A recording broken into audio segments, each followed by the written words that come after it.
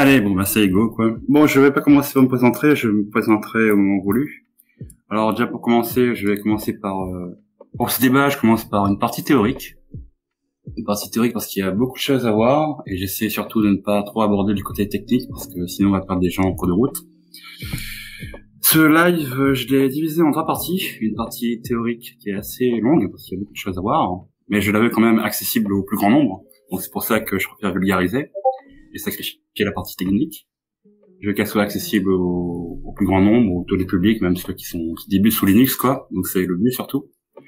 En deuxième partie, il y aura la partie questions, si vous avez des questions simples ou techniques ou assez ardues, donc j'essaierai d'y répondre. Et en troisième partie, une partie pratique pour changer un peu la partie théorique. Un exemple de compilation d'un projet qu'on appelle WineTKG. De ce projet, on va aussi l'aborder en fin de live. Donc, pour commencer, bonsoir à tous. Alors, tout le monde connaît que la grosse news qui est sortie en 2018, c'est que Proton a révolutionné le gaming sous Linux. Ça, c'est un fait connu de tous, mais j'ai essayé de prendre l'angle l'histoire sous un autre angle, parce qu'il y a une petite anecdote qui est pas connue de tous les users. Je dis pas que je réécris l'histoire, mais je vais prendre une petite anecdote un peu croustillante. Il y a trois choses dans cette petite histoire. Il y a un projet qui s'appelle Vulcan, un jeu, Nier Automata, et un mec. Un mec qui s'appelle Philippe Riboul. Philippe Riboul, il a un rêve, pouvoir jouer à Nier Automata directement sous Linux. Bon, déjà, Philippe Riboul, Vulcan, Nier Automata. C'est quoi le lien entre les deux? Alors, pour que je puisse exposer et répondre à cette question, il faut d'abord que je revienne à une simple définition de ce qu'on appelle, c'est quoi une API? Une API, bon, je sais ce que c'est, mais j'ai pas envie de sortir la définition technique. Une API, c'est Application Programming Interface. C'est un moyen par lequel un logiciel dit comment il peut discuter avec un autre logiciel. Donc, en fait, c'est, pour ceux que ça intéresse, c'est les méthodes, les variables, ce genre de choses techniques qu'un logiciel met à disposition d'un autre logiciel pour qu'il puisse avoir un service, des processus de communication entre eux. Dans le domaine qui nous intéresse, par exemple sous Windows, pour les jeux, on a DirectX 9, DirectX 10 ou 11 que les jeux vont être obligés d'utiliser, on appelle leur API 3D. Et sous Linux, par exemple, au travers du projet Mesa, on a aussi certaines parties de ce projet qui propose des API 3D. Donc, en fait, quand on joue à un jeu natif Windows sous Wine, en fait, le jeu, lui, il connaît que, si on n'y a pas le cas de OpenGL, le jeu, lui, ne connaît que les API qu'offre DirectX 9, 10 ou 11, et récemment le 12. Bon, il y a aussi d'autres aspects comme l'audio, les périphériques, tout ça. Ça, je mets de côté, là, je me focus uniquement sur la partie 3D. On revient un petit peu en arrière, en 2016. Avant tout ce qu'on connaît avec Proton. Pour le moment, on met Proton de côté. Jusqu'en 2016. Si on fait un état de l'art avec Wine et le gaming, en fait, Wine, il tente de faire le pont entre les différents appels de Windows et différents appels sous Linux pour les API 3D. C'est lourd. C'est très, très, très, très lourd à mettre tout ça en place. Pourquoi? Parce qu'en fait, Wine, à la base, si on sort juste 30 secondes du côté API 3D, Wine, il fait la traduction entre l'API 3D native de Windows, au travers de DirectX, et les API 3D natives de Linux. En fait, c'est plus compliqué que ça, mais j'essaie de simplifier. Donc, Wine se met d'interface entre les deux, entre les API natives Windows, API 3D native Windows, et les API natives 3D de Linux, au travers de Mesa ou de... peu importe. Mais façon d'implémentation, elle est très lourde. Elle est très coûteuse aussi. Elle est très coûteuse au niveau implémentation, parce que ça fait des appels incessants au niveau de tous les divers canaux de communication, à savoir déjà le CPU, le noyau, etc., etc. Donc, c'est coûteux au niveau des appels pour Windows, c'est coûteux au niveau des appels, les va-et-vient sont super coûteux. Donc, déjà, ça demande, premièrement, un bilan tout simple, ça demande un effort considérable à Wine.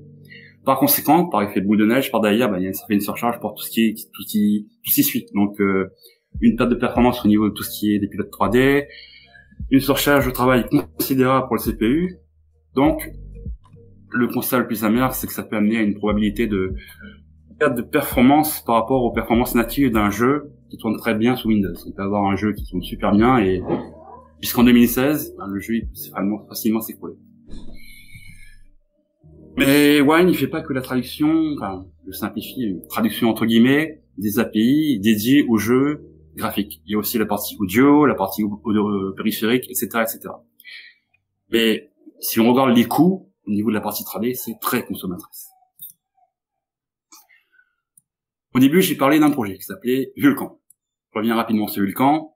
Vulkan, si vous tapez Vulkan API Wikipédia, vous allez sur le site, sur la page Wikipédia de Vulkan, vous allez voir ce que c'est. Pour simplifier au max, Vulkan, c'est une refonte, une réappropriation de tout ce qui est possibilité des API 3D. Sous-estimé pour le moment par rapport au très bon vieux OpenGL, qui a quasiment plus de 30 ans aujourd'hui. Mais Vulkan, c'est pas que ça. C'est pas qu'une simple refonte.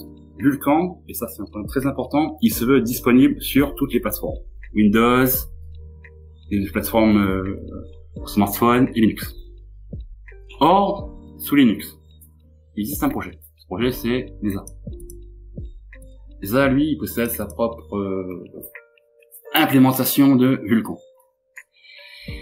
Mais Mesa, c'est pas que ça. Mesa expose, au travers de certaines API 3D, un moyen efficace de faciliter ce travail de traduction. Et c'est direct. C'est un canal de communication direct entre les API 3D de Windows et les API 3D de Mesa. Et justement, je parlais de Philippe Ribol. Philippe Ribol, lui, il a compris ce truc-là. Il a compris que ce que propose Mesa, c'est un chemin direct entre les API 3D de Windows et Vulkan. Or, Mesa possède Vulkan. Donc, par un chemin de cascade, il comprend tout le potentiel qu'il y a là. Lui, il comprend direct.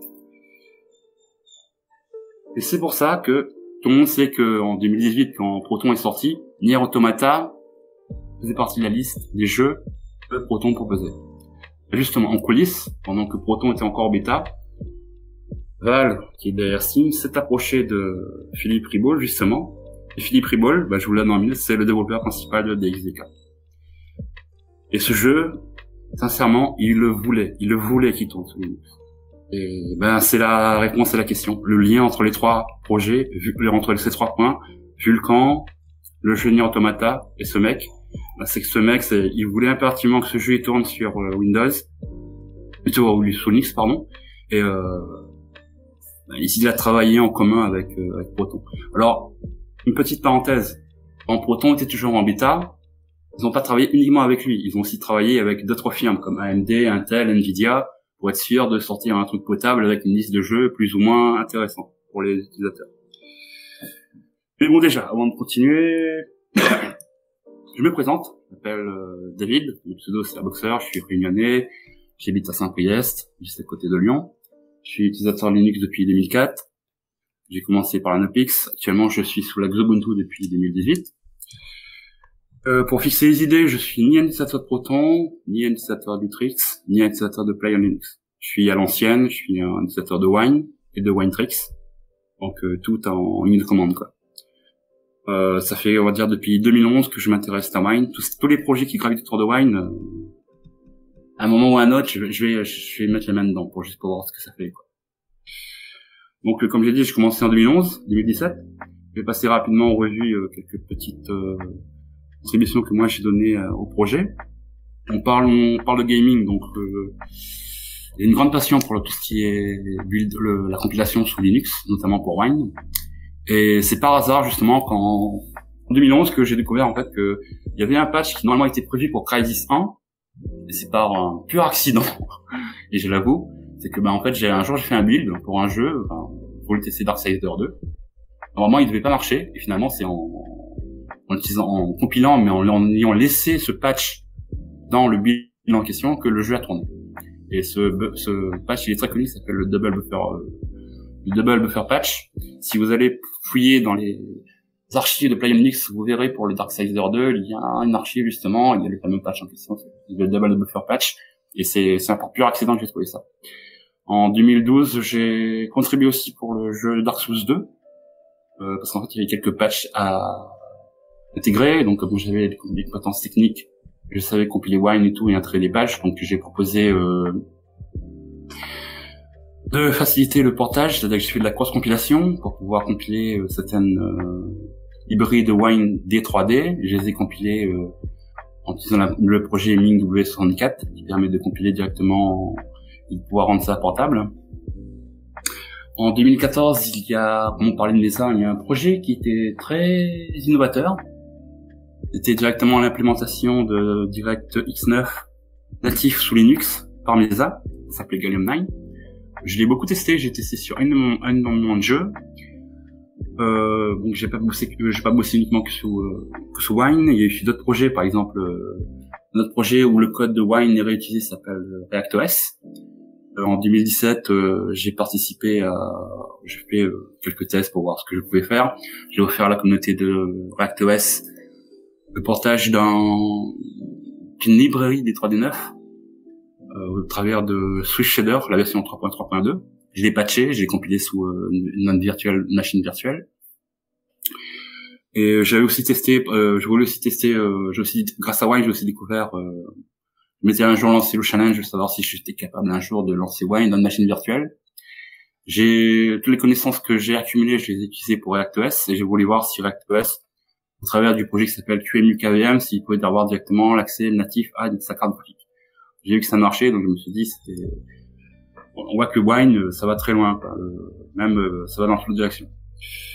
Donc de 2011 à 2017, ça fait 6 ans. Donc ça va dans un sens de moi vers Wine, mais aussi dans l'autre sens, de Wine vers moi. Parce que, en fait, professionnellement, tous les projets sur lesquels j'ai travaillé au travers de Wine, ça m'a apporté énormément au niveau professionnel. Ça m'a aussi ça m'a aidé à améliorer mes connaissances sur Linux pour m'intéresser à d'autres projets.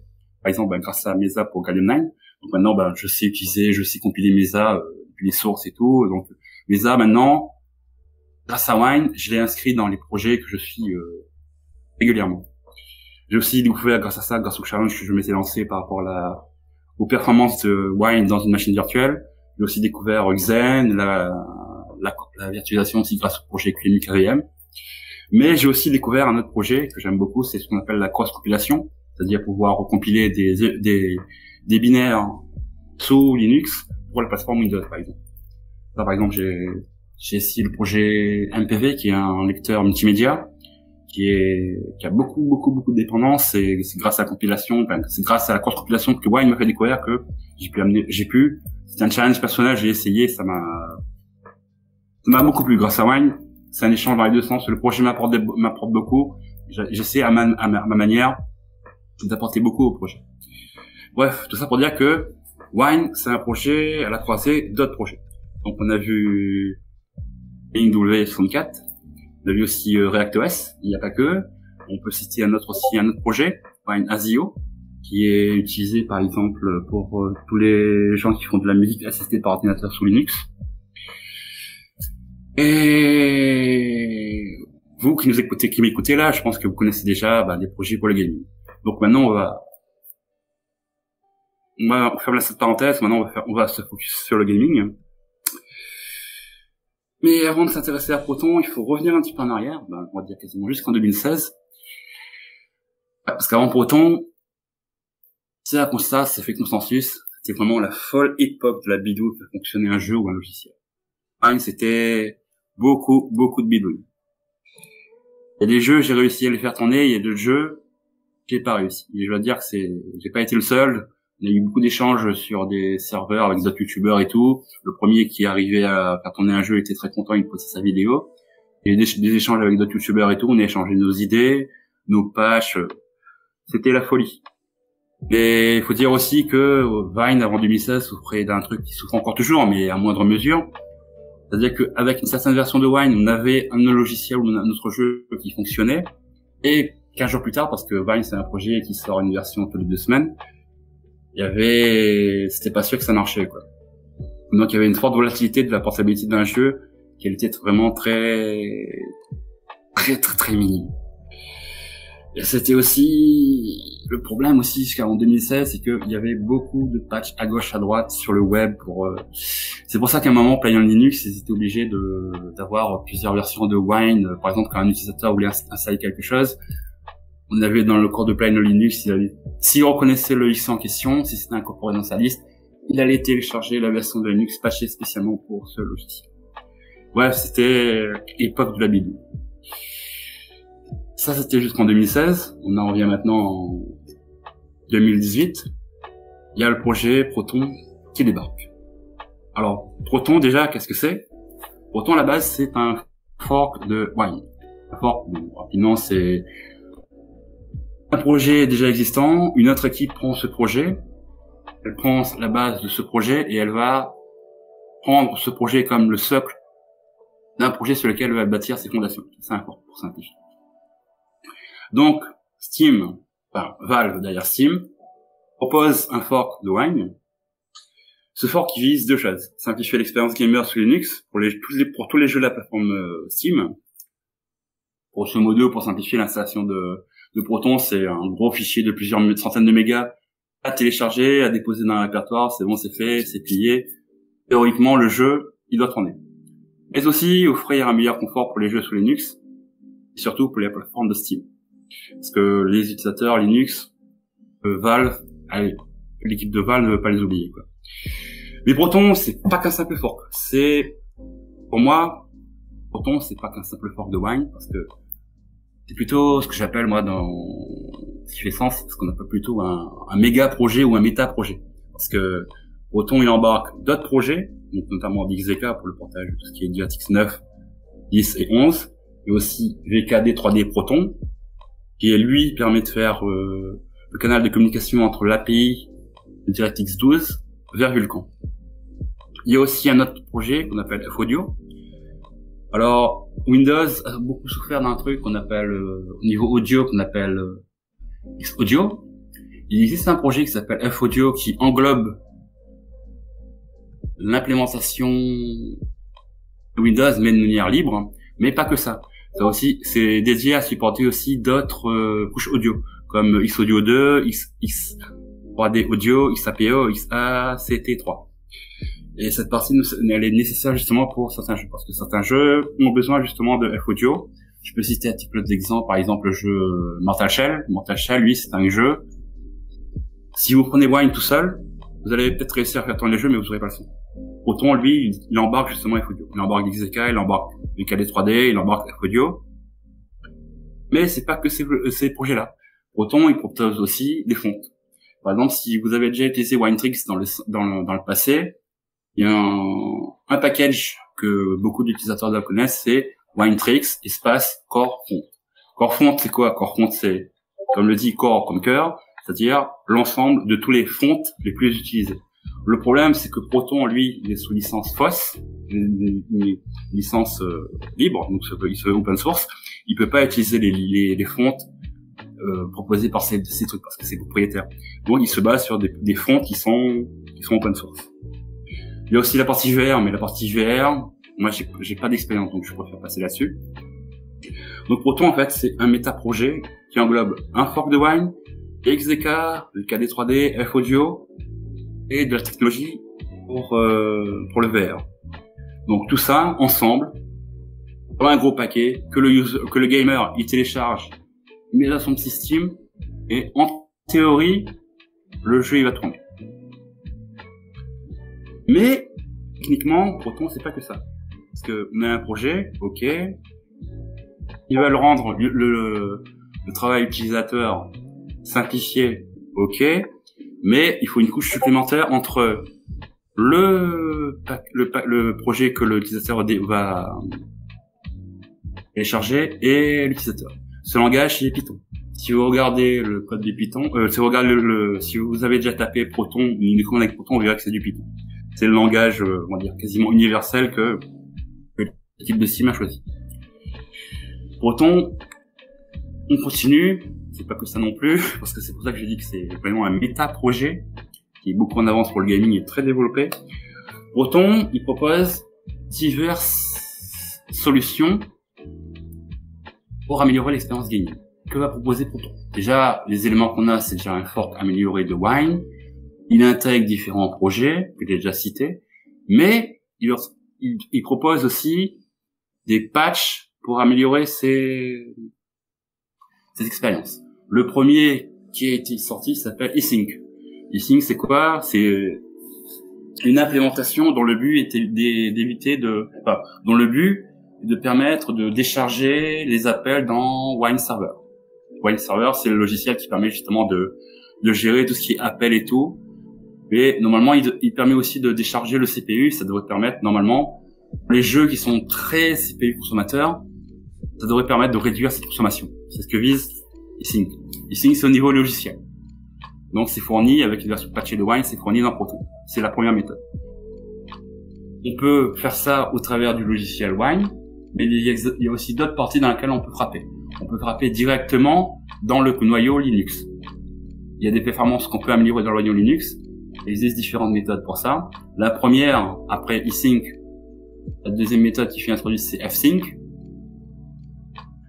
Donc, il faut, pour pouvoir en bénéficier, justement, il faut que le gamer, il ait déjà à sa disposition un noyau Linux patché avec fsync.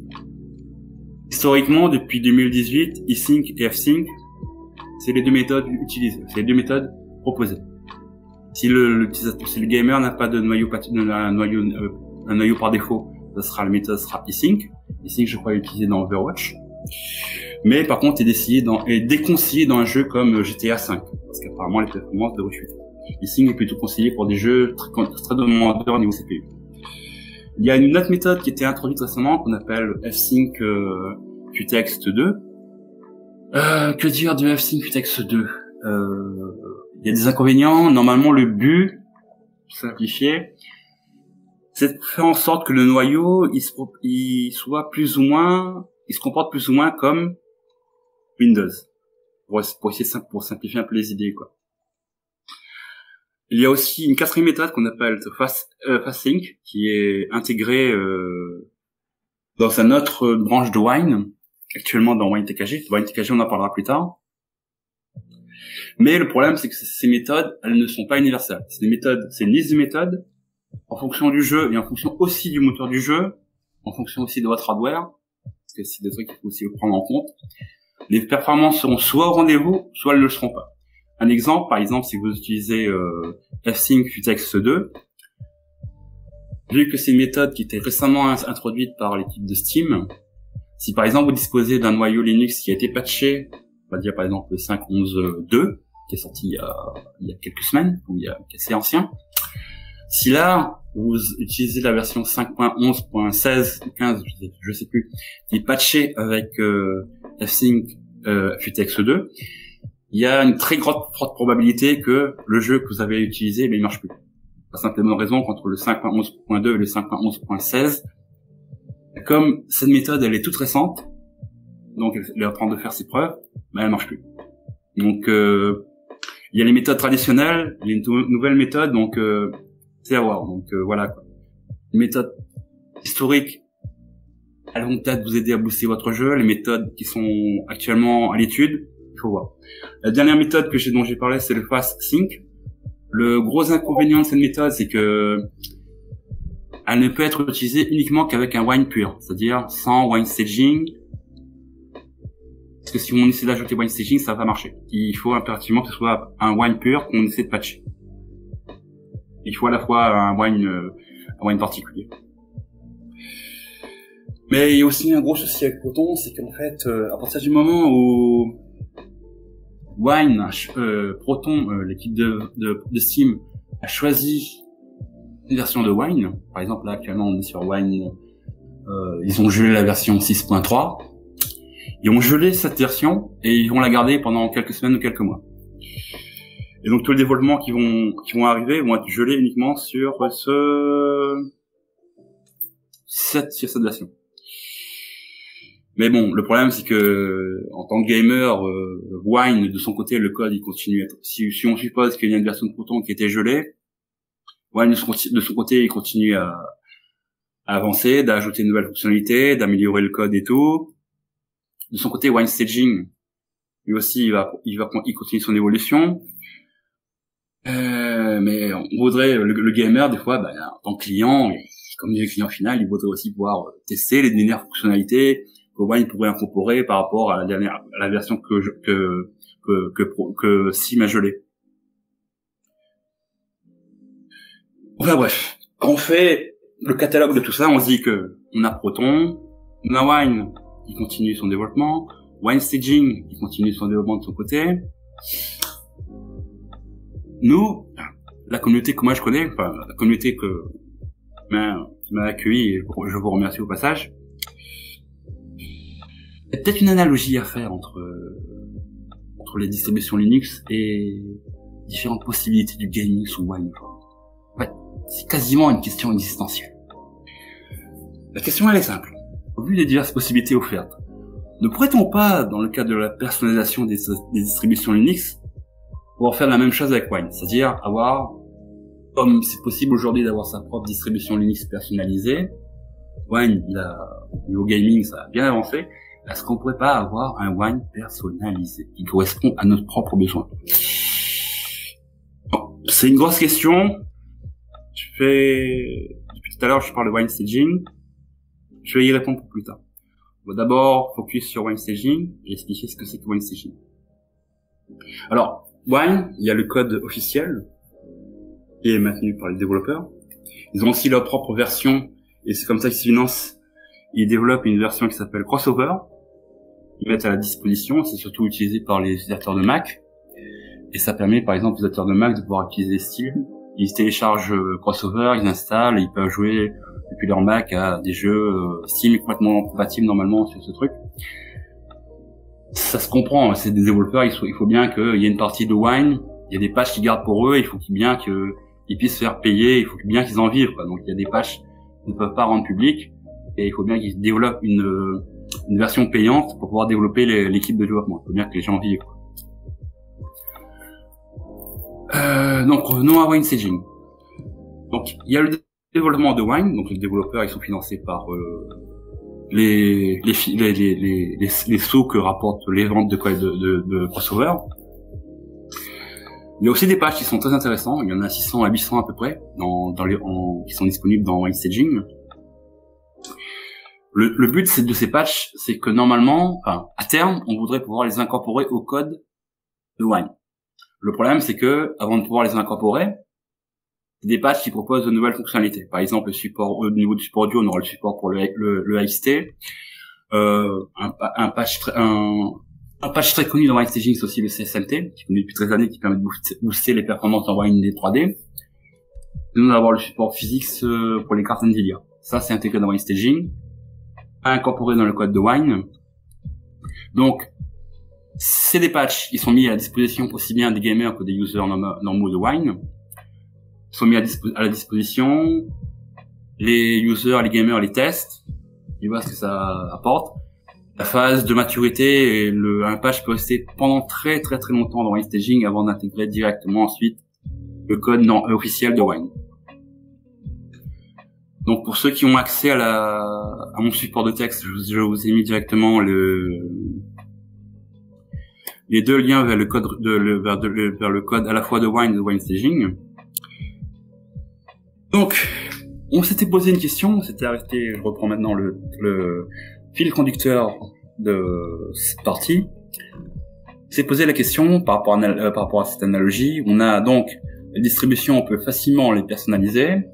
S'il existe sous Wine un moyen d'avoir sa propre version de Wine. Par exemple, une version de Wine qui va intégrer Wine Staging, intégrer les patchs qui sont disponibles sous Proton, intégrer des patchs qu'on peut facilement retrouver pour certains jeux et tout à gauche à droite sur Internet. Oui, la réponse est oui.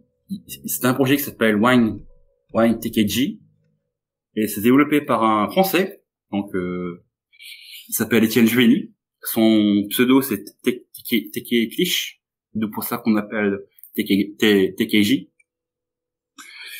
Alors c'est un projet, il est vraiment monstrueux. Parce qu'il faut savoir, avant de parler de ce projet, que Étienne Juveny ne maintient pas que ce projet. Il maintient aussi un projet qui s'appelle Linux TKG. Linux TKG, son but, et j'en parle là parce que c'est important. J'ai parlé des méthodes eSync, fsync, text2 et fastSync. Linux TKG, c'est un projet qui permet d'incorporer les 4 méthodes directement d'un noyau Linux patché. Si on incorpore ces méthodes, au moment où vous allez télécharger ce projet, Vous allez lancer l'install. Le projet va vous demander, votre kernel, votre CPU c'est quoi? C'est un Ryzen et tout. Il va vous poser cette question pour être sûr de pouvoir être le plus proche possible de votre matériel. Vous pouvez aussi installer l'une des 4 méthodes, enfin une méthode ou l'une des 4 méthodes si vous voulez. Vous le faites tourner et juste après, au bout de quand la compilation s'est terminée, il est prêt à installer. Vous avez à disposition un noyau Linux taillé pour le gaming, en fonction de votre matériel, en incorporant les 4 méthodes que propose Proton. Ce qui est vraiment au niveau hardware très pas mal quoi. Donc maintenant, je ferme la parenthèse, je reviens à WineTKG. WineTKG, c'est pour les gens allergiques à Proton comme moi, parce que moi je ne suis pas un utilisateur de Proton. C'est vraiment le projet qui permet de se tailler un build de wine à la perfection. Donc je le redis, hein, le travail fait par Étienne Juveny à la fois pour LinuxTKG et WineTKG, c'est monstrueux. Il m'a fallu deux bonnes semaines pour réussir à maîtriser ce projet, hein, parce que moi j'ai vu la masse de patch qu'il y a, la configuration de monstre, c'est là c'est chapeau bas, hein, c'est un travail vraiment phénoménal qui fait. Mais ce qu'il faut savoir aussi, c'est que pour ceux qui connaissent Proton GE, pour le dire bien en bon français, ils travaillent en collaboration aussi avec le mainteneur de ce projet. Donc ils s'échangent entre les patchs, ils se conseillent. Donc si vous me croyez pas, donc là vous allez sur le site, pour ceux qui ont mon support, vous faites un git clone de son repository, vous faites git espace log pipe s, vous verrez dans les derniers commits qu'il a fait, il parle justement de Proton GE, comme quoi ils ont parlé. Alors, on va dresser déjà, on a ce projet, c'est bien, mais il faut faire une liste. Les avantages et les inconvénients. Pour les avantages, on peut avoir une version de Wine personnalisable à donf. Il n'y a rien à dire. Il propose des patchs issus à la fois pour Proton et d'autres patchs qui viennent, par exemple, il peut trouver, vous savez, quand un user de Wine a un souci, il va sur le site winehq.org, il ouvre un ticket. Si un user a un patch, il va proposer le patch. C'est là qu'est le travail monstrueux d'Étienne. C'est que Étienne, des fois, quand il va aller voir, justement. Il le fait. Il va sur WineHQ, il va regarder les bugs. S'il voit qu'il y a un patch qui peut être utile pour la communauté, il va le prendre. Il va le prendre et il va l'incorporer au projet. J'ai vu faire ça quelques fois, je me suis dit, mais... Une fois, j'avais trouvé un bug sur WineHQ. J'ai récupéré le bug. Enfin, j'ai récupéré le patch, je voulais l'incorporer. 2 heures plus tard, Étienne, il m'avait consécuté. Il avait déjà proposé dans WineTKG. Je me dis, ce mec, je sais pas comment il fait, mais il est très fort, quoi. C'est qu'un mec qui gère tout ça, hein. C'est vraiment monstrueux, quoi. Donc, gros avantage, un wine personnalisé comme il faut, taillé sur mesure. Il y a quand même un gros inconvénient. Alors, que la communauté des utilisateurs de Arch ne me blâme pas, parce que bon, je comprends, chacun ses goûts. Étienne Juveny est un utilisateur de Arch, moi je suis un utilisateur de Ubuntu. Il propose que des builds prévus pour Arch. Le problème, c'est que moi je suis sur Ubuntu 20.04, je ne peux pas utiliser ces builds. Et la raison elle est toute simple, c'est que en fait, comme toute distribution, la base au niveau du langage, pour tout faire fonctionner, il vous faut la librairie C de base, ce qu'on appelle la glibc. La glibc des builds que propose Étienne par rapport à Ubuntu 20.04 n'est pas compatible. Donc, je ne peux pas utiliser les builds de Wine que propose WineTKG. Il faut aussi savoir, pour ceux qui utilisent Proton et Proton GE, Étienne propose aussi sa propre version de Proton, qui s'appelle Proton TKG. Donc ça vous fait 3 versions possibles. Par contre, elle est disponible uniquement si vous êtes sous Arch. Si vous êtes utilisateur de Arch, vous allez sur son site, vous pourrez, si vous êtes sur une distribution Archbase, on va dire, donc basée sur Arch, normalement, vous êtes tranquille, vous pourriez l'utiliser. Mais, nous ne sommes pas tous utilisateurs de Arch. Que faire? C'est là qu'intervient un autre utilisateur, un autre contributeur, Cron4Heck. Alors, Cron4Heck, lui, c'est un Arch user. Mais, il a quand même pensé aux autres, aux gens pauvres, aux petites personnes comme nous, les Ubuntu users ou les Debian users. Il a trouvé une méthode Et franchement, il fallait y penser. Même moi, j'y avais pas pensé. Et pourtant, c'était sous mes yeux, quoi. Alors, il a utilisé une méthode basée sur les shrouds, parce qu'en fait, pour compiler wine ou wine.tkg, enfin bref, peu importe. Pour le 64 bits, il faut à la fois disposer des builds, enfin des packages 64 bits, et des packages 32 bits. Si vous êtes sur un Linux 32 bits, vous pouvez sans souci, c'est la porte d'entrée la plus facile. Build des wine, il n'y a aucun problème. Faut savoir qu'aujourd'hui, la Linux 32 bits, à part pour Arch, pour une version un peu particulière qui la maintient encore toujours, la plupart des distributions ne sont que sous du 64 bits. Donc, or, pour Ubuntu, la dernière version qui propose à la fois du 64 bits et du 32 bits, c'est l'Ubuntu 18.04. Et on va sur le site de WineHQ, donc le site de Wine. La seule solution, c'est d'utiliser par ce qu'on appelle des shrouds. Bon, techniquement, faut que j'explique, mais disons que un shroud, c'est quoi un shroud? C'est faire tourner un Linux à l'intérieur d'un Linux. C'est pas une machine virtuelle, hein. En fait, on va faire un mapping, entre mille guillemets, un mapping entre les processus existants sur votre Linux de base, et on va en fait faire une prison, c'est-à-dire enfermer votre Linux, un nouveau Linux dans un autre Linux. Attention, comme je dis, ce n'est pas une machine virtuelle. Un shroud, pour voir plus de trucs par rapport à ce que je suis en train de dire là, allez voir plutôt directement sur Google, vous verrez. En fait, l'idée, c'est de partir, c'est là que Cronenberg a eu cette bonne idée, et partir de la Ubuntu 10.04 qui propose justement les builds 64 bits et 32 bits. Il a fait deux shrouds, un shroud pour 64 bits, un shroud pour 32 bits. Et à partir de là, en fait, il a pu compiler Wine. Alors pourquoi le 64 bits et le 32 bits? Parce qu'en fait, la base pour compiler Wine, vous pouvez partir soit compiler si votre système c'est un Linux 64 bits. Vous pouvez aussi proposer des builds 32 bits, c'est pas un souci. Il y a aussi ce qu'on appelle sous Windows on, il y a ce qu'on appelle le système, pardon. Windows on Windows, c'est-à-dire par exemple faire tourner des applications 32 bits sur un système 64 bits. Et ça, c'est ce qu'on appelle WoW64. W-O-W. Donc Windows on Windows.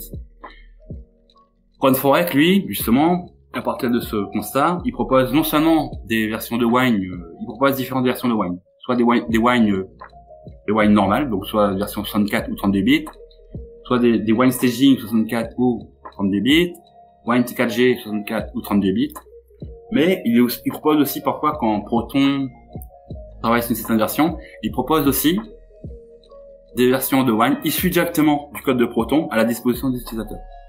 Donc, le travail d'Étienne pour 34Ec est très utile pour les utilisateurs de Arch. Le travail de Cronenberg est très utile aussi en mettant ces builds à disposition pour la communauté des utilisateurs de Ubuntu.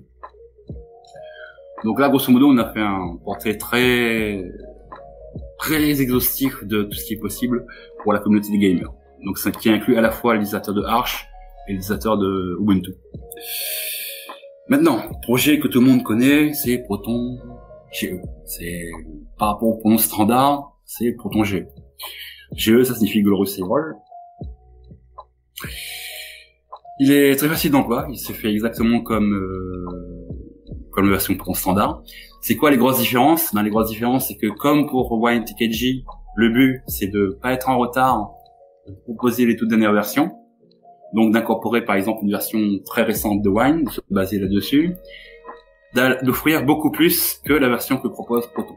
C'est-à-dire incorporer, parce qu'en fait, les deux mainteneurs, le mainteneur de WineTKG et le mainteneur de Proton GE, s'échangent des patchs entre eux.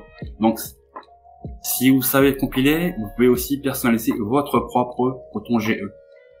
Donc, si vous avez les compétences techniques, au lieu de vous contenter d'un Proton GE, vous pouvez aussi personnaliser votre propre Proton GE. Et c'est un build qui est très apprécié de la communauté des utilisateurs. Voilà pour clôturer cette partie. Donc j'ai terminé, si vous avez des questions. Déjà petit feedback, Airboxer. Waouh. Là, la présentation que tu nous as fait, c'est vraiment très impressionnant. Donc franchement, merci. Je pense que ceux qui nous écoutent vont te remercier aussi. C'était très clair, c'était parfait. Franchement, rien à dire. On a des questions. Je sais pas si tu vas savoir y répondre, mais on en a. Je vais commencer par la question de Choub. Du coup, il y a des jeux avec Battle Eye, et il demande pourquoi c'est si difficile de les porter sur Linux quand on a un Battle Eye dans le jeu. Battle Eye, ça me dit rien, Battle Eye. C'est quoi, c'est un jeu, ça? Non, je pense que c'est un truc anti-triche. Ah, l'IAC. Bah c'est bien un truc anti-triche, mais je suis pas sûr que ce soit l'IAC. Yeah. Attends, je vérifie. La question, ça porte sur l'IAC, c'est ça? La version de Wine qui a travaillé sur l'IAC? C'est bien du anti-cheat, ouais. Elle anti-cheat. Alors ça, c'est monstrueux ce truc. Hein. Le problème, c'est que c'est par rapport à le XE, c'est que c'est des paralysies dans le XE32.dll qui est assez chaud à maîtriser. Ça peut péter le truc. Wine EAC, ça fait très longtemps que j'ai pas regardé. J'avais essayé de le regarder l'année dernière, mais j'ai essayé une seule fois, quoi. Et paralyser ces trucs-là, c'est super difficile. Le seul moyen, le seul moyen. Mais du coup, qu'est-ce qui fait que c'est compliqué avec ces jeux-là? Ce qui est compliqué, en fait, c'est qu'il faudrait paralyser. Le seul moyen de paralyser ce truc-là, de consécuter, il faudrait passer par le noyau Linux. Donc, ça signifie baisser les sécurités dans le noyau Linux, en fait. D'accord. Enfin, grosso modo, pour simplifier, c'est ça le truc, quoi. C'est pas dans le code de Wine, mais c'est au niveau du noyau Linux, en fait. Ok, d'accord. Donc, ça signifie aussi baisser le niveau de sécurité dans le noyau, donc c'est un petit peu chaud. Donc Choub est content, il te dit merci. J'ai une autre question de mon bureau Linux, du coup, qui me dit: j'ai déjà installé Mesa plus Mesa Iris sur ma machine, et j'ai Mesa OpenCL qui est disponible. Il demande si ça sert à quelque chose de l'installer. Est-ce que tu sais? OpenCL? Ouais. S'il connaît NVIDIA, il doit connaître CUDA, CUDA.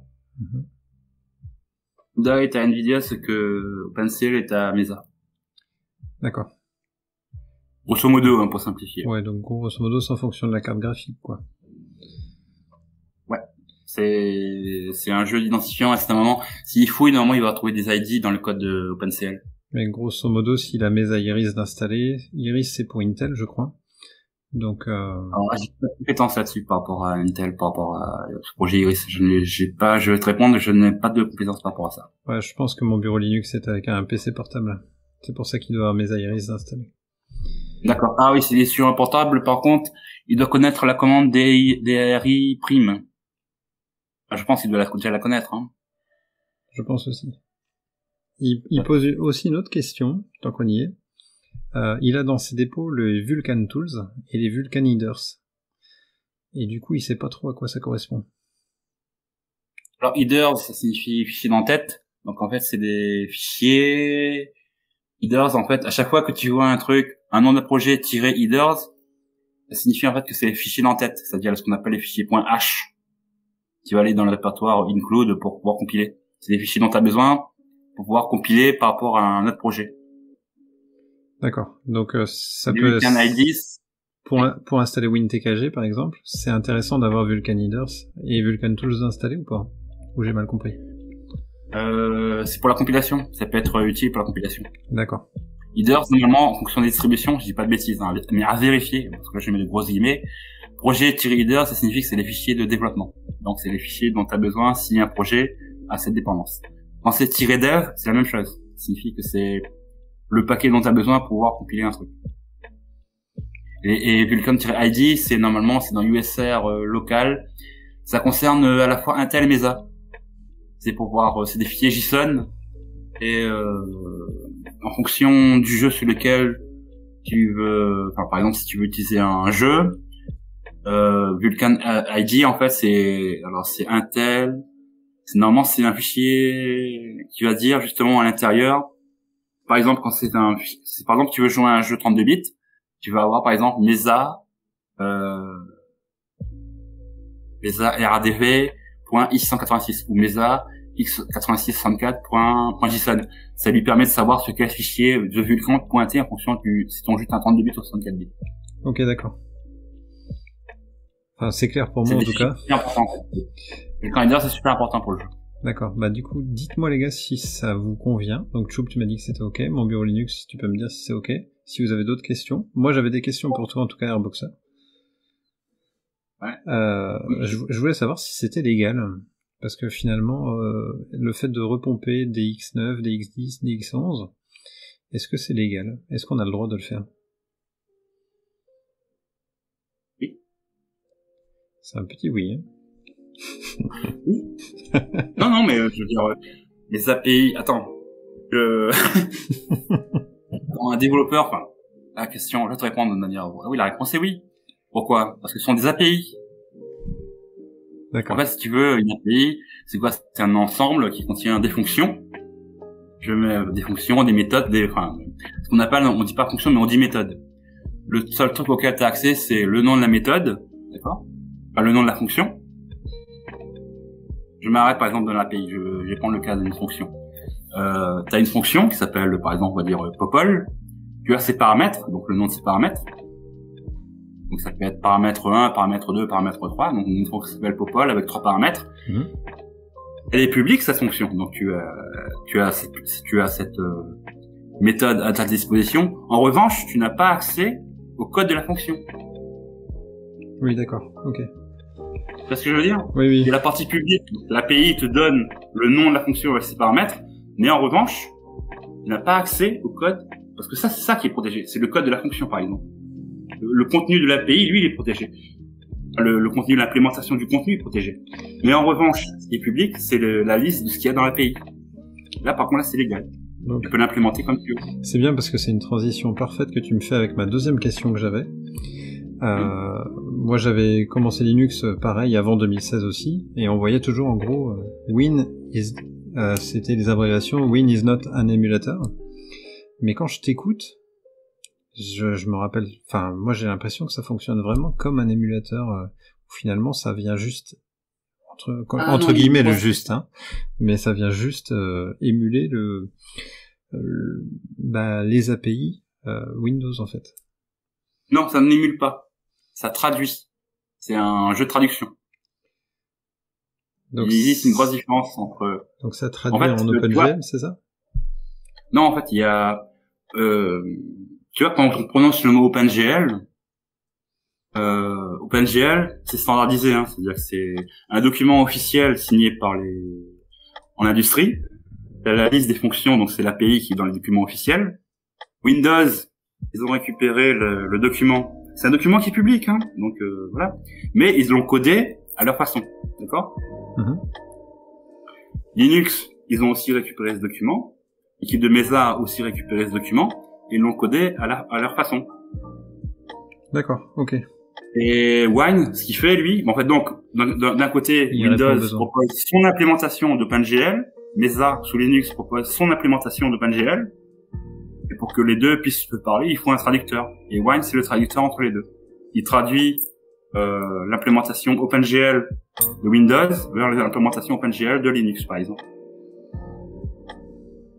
C'est un simple traducteur, Wine. Un traducteur d'API. D'accord. Donc, j'avais j'ai encore 3 autres questions. Hein. Je suis. Un émulateur, avant qu'on continue, un émulateur, c'est pas ça. Un émulateur, c'est vraiment, on part from scratch, quoi. Un émulateur, il va commencer par émuler le système. Il émule, par exemple, si tu as VirtualBox, il part directement depuis ta machine. Il va émuler le système. Oui, d'accord. Bien sûr. Là, c'est pas ça, en effet. Ouais, c'est bon, j'ai compris. Par exemple, mais du coup, si dans la vie courante, oui. Si il fait que de la traduction, est-ce que c'est possible? Je dis bien que c'est pas le cas aujourd'hui. Enfin, en tout cas, je connais pas de jeu où ça arrive. Mais est-ce que ce serait possible d'avoir un jeu plus optimisé avec Win sous Linux que sous une machine Windows? Il existe des jeux où les performances d'un jeu Windows sous Linux sont plus fortes que nativement sous Windows. T'expliques ça comment du coup? Mauvaise implémentation. Ben, un jeu, c'est quoi? Ça a été implémenté par des humains, donc ils sont montés un moteur 3D. Ils l'ont mal implémenté. Ils n'ont pas tiré vraiment profit du moteur 3D qu'ils ont mis en place pour leur jeu. Donc t'es en train de dire que les jeux qui sont mal optimisés sous Windows potentiellement peuvent mieux tourner sous Linux? La liste des jeux qui sont concernés est très très restreinte, ça ne concerne que 3-4 jeux, enfin je crois que c'est 4-5 jeux seulement, mais ça peut arriver, il faut le savoir. Il y a des vidéos YouTube où justement on parlait d'un certain Carbon Kiwi là récemment. Je crois que dans une de ses vidéos, je dis pas de bêtises, il parle justement de ce cas. Ok, il d'accord. il montre justement des jeux qui tournent mieux sous Linux que nativement sous Windows. Benoît me pose une question qui est très intéressante. Selon ton point de vue, Airboxer, l'avenir du jeu sous Linux dans 10 ans, ça donne quoi? Oh. Quand tu vois que en 2016, c'était Bidouille et compagnie, en 2018, Proton est arrivé, 3 ans après, on est en 2021, on est sur un Discord Gaming Linux, on a plusieurs milliers de jeux qui sont compatibles Linux. Maintenant, dans 10 ans, on en est où? Je savais pas, je serais, enfin. La boule de cristal. J'ai un petit mal à me projeter. Je dirais que je pense que Linux va dominer le monde, quoi. Ça, c'est la bonne réponse. Je botte en touche. Je dirais que Linux va dominer le monde. Bah, il domine déjà les serveurs, il domine déjà vos smartphones. Il domine beaucoup de choses, quoi. Donc, voilà. Moi, je pense qu'un truc qui peut aider, enfin, je sais pas si ça va aider, mais par exemple, on a les smartphones qui sont sous Android, qui tournent sous Linux. On a la PS5 qui tourne sous Linux. Enfin, sous un BSD, mais bon, c'est un noyau proche de Linux. C'est le même fonctionnement. Mais les Mac, là, c'est des Unix ou des BSD, je crois, hein. C'est des noyaux BSD, hein, les Mac. Donc, enfin, Mac, c'est différent parce qu'ils contrôlent toute la chaîne de l'hardware jusqu'au software, donc ils ont la main un peu mise dessus, quoi. Ouais, c'est un peu différent. Du coup, j'avais encore 2 questions. Oui, je t'écoute. Tu parlais de Steam qui a développé Proton. Je voulais savoir s'il y avait d'autres grosses boîtes de jeux vidéo qui développaient Proton. D'autres grosses boîtes de jeux vidéo qui développent Proton? Bah, en tout cas, qui aident à compiler, par exemple, je sais pas moi, Ubisoft ou peu importe. Oui. AMD, t'as Intel, t'as Nvidia, ils participent aussi au développement de Proton. D'accord. Et alors comment ça se passe dans la boutique, je sais pas, je pourrais pas te dire, hein, donc. Ouais, ça doit être financier ou je sais pas, mais ok. Donc, je sais qu'à un moment, Steam voulait débaucher le développeur principal de Proton, en 2018. Et je peux comprendre qu'il a dit non. Et donc voilà, quoi. Et j'avais une autre question, la dernière. Du coup, tu as parlé de crossover. Moi, dans le passé, j'avais payé une licence crossover pour utiliser Microsoft Office. Aujourd'hui, je sais plus le cas. Il y a toujours un intérêt d'utiliser crossover ou pas? Alors, le public, enfin le potentiel cible de crossover, c'est les utilisateurs sous Mac. Parce que je sais, hein. Déjà c'est un cliché ce que je dis, mais bon, ça fait très longtemps que j'ai pas utilisé crossover. Je sais que c'est un marché très important pour eux. Parce qu'ils en ont besoin pour une histoire de portabilité. C'est des pages que OneHQ garde sous la main, justement, il faut qu'ils financent ces développeurs, quoi. Et ça a toujours un intérêt, il y a toujours un marché de niche chez les utilisateurs sous Mac, quoi. D'accord, ok. Mais pour nous, Linuxiens, entre Win, Proton et tout ça, du coup, il n'y a pas vraiment d'intérêt. Non, pas vraiment. Ce que je sais, c'est que normalement, Steam, en natif, le Steam Windows, devrait pouvoir tourner avec crossover. J'ai pas testé parce que j'ai pas acheté de crossover, parce que j'ai vu différents trucs, quoi. Parce que j'ai vu une vidéo où j'ai vu justement un Tomb Raider tourner sous un Mac à partir d'un Steam installé depuis un crossover. Donc l'équipe de OneHQ a les pages qu'ils mettent de côté pour pouvoir tourner déjà le Steam natif Windows depuis crossover, quoi. Ok. Non, bah pour moi c'est très clair. Du coup, Benoît reposait une question. Du coup, qu'est-ce que t'en penses des projets comme Lutris ou Heroic Game Launcher? Je pense que c'est très utile. En fait, je pense qu'il faut tous les projets. C'est comme les distributions Linux. En fait. Moi, mon angle d'attaque, les langues que je vois, c'est qu'il faut pouvoir nourrir tout le monde. Enfin, on va parler comme ça, nourrir entre guillemets. Lutris, j'ai jamais utilisé parce que pour moi, personnellement, c'est une surcouche entre moi et Wine. Donc, personnellement, je ne l'utilise pas. Mais je pense que ça peut être utile à d'autres utilisateurs. Qui préfèrent passer par le truc graphique. Parce que moi, j'ai une certaine allergie à tout ce qui est graphique. Je suis habitué au shell, donc, pour moi, Proton et Lutris, je ne critique pas. Moi, je suis habitué à la ligne de commande. Pour moi, c'est des surcouches, je juge inutiles par rapport à mes propres besoins. Donc, je peux facilement m'en passer. Mais, pas tout le monde est comme moi, et ça, c'est vrai. Tout le monde préfère avoir des trucs graphiques, donc je pense que c'est une très très bonne chose des projets comme Lutris. Notamment le truc Heroic Launcher, là, parce que c'est vrai que ce projet, il est très récent, il est tout jeune, donc c'est très cool qu'il soit à disposition et qu'il facilite la vie des gamers sous Linux. Donc ça peut faciliter l'expérience gaming. Je ne suis pas contre. C'est bien parce que moi j'utilise tous les jours. J'ai encore une question de mon bureau Linux. Je suis pas sûr de bien comprendre la question, mais il me dit il y a des jeux indépendants. Est-ce qu'ils ont un avantage pour eux d'être aussi sous Proton? Alors là, moi, je vois pas forcément le lien, du coup. Ça signifie être sous Steam. Alors déjà, il faut savoir que tu peux utiliser le Wine qu'il y a dans Proton, mais c'est à tes risques et périls. Parce que il y a un truc dont je n'ai pas parlé, donc c'est un peu technique, c'est ce qu'on appelle le Wine préfixe. Utiliser le Wine qu'il y a dans le Proton. Fonction des commandes que tu trouves sur internet, si tu vois que ça pointe sur le Proton qui est dans ton Wine, et s'il y a un Wine préfixe devant, fais très très attention. Pour la simple et bonne raison que ça peut tout péter ton Wine préfixe, c'est-à-dire l'endroit où installer ton jeu. Donc on peut utiliser, mais le Wine qui est dans le Proton, déjà il faut savoir, si tu pointes sur tu peux utiliser le Wine qui est fourni dans le Proton sans Proton. Le contributeur dont j'ai parlé, Chromeforek, propose justement ce genre de build, c'est-à-dire des wines issus de Proton, mais sans tout ce qui va avec Proton. Tu auras juste que le binaire, tu l'installes, tu le télécharges, tu le décompresses, et tu peux l'utiliser. Donc les jeux indépendants, est-ce qu'ils ont un intérêt à être sous Proton, donc être intégrés à Steam? Steam domine le marché. Enfin, Steam domine le marché. Steam, c'est une des plateformes les plus connues pour le gaming. Donc, s'ils veulent être, il y a souvent ce message qu'on voit sur les forums: no tax, no bug. Donc, c'est un truc que j'aime pas trop. Ils veulent pouvoir toucher des utilisateurs, la communauté Linux. Bon, ben, ils ont un certain intérêt, c'est vrai, à être sous Steam. Après, bon, ils peuvent quand même aller voir d'autres plateformes. Hein. Steam, c'est pas la seule plateforme qui existe. Hein. Oui, c'est clair. Mais c'est vrai qu'ils risquent de louper la partie.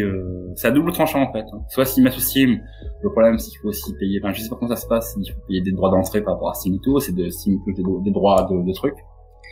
Je crois que Steam prend un pourcentage en fait sur chaque vente.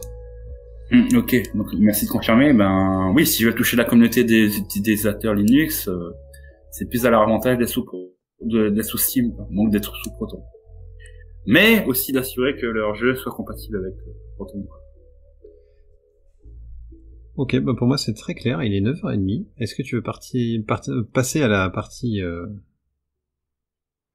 pratique? Ouais, je vais essayer de voir si je peux partager mon bureau. Comment pouvez-vous partager le bureau en fait?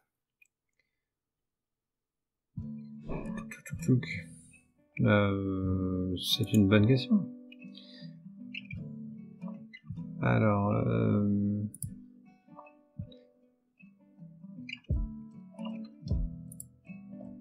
attends, je regarde. Ah, ça se trouve dans le share room, on peut pas. Ce serait bien bonne celle-là. Dans le share room, on peut pas. Du coup, on va passer sur le TeamSpeak si ça te dérange pas. D'accord.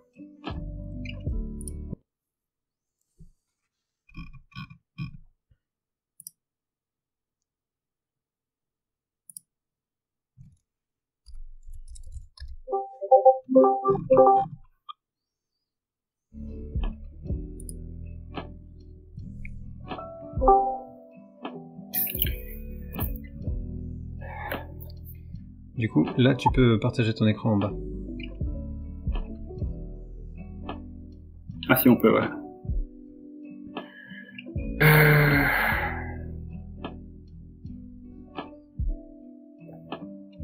Attends, je vais faire share. Vous voyez mon écran, c'est où? C'est dans le tuyau. Ça va arriver. C'est bon pour moi. Attends. Je vais baisser. Tu vois la tête d'Alien? Exactement. Ok, bon ben... Je vais juste ouvrir un Firefox 2 minutes, après on va passer à la compilation. Alors, je vais aller sur 20kg. Rogue.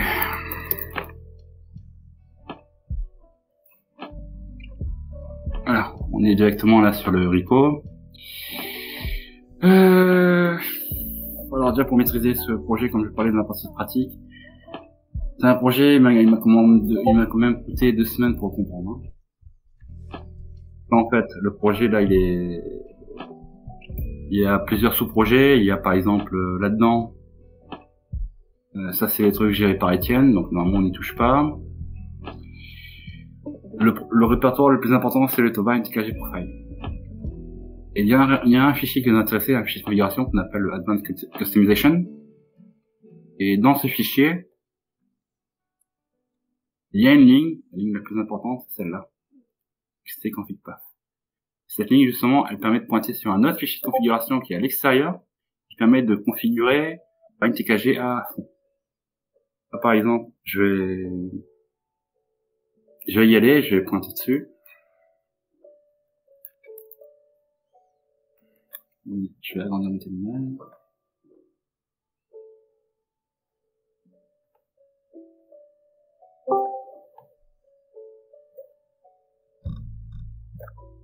C'est bon, vous voyez là? Très bien. Je vais vous montrer par exemple le dernier fichier que moi j'utilise.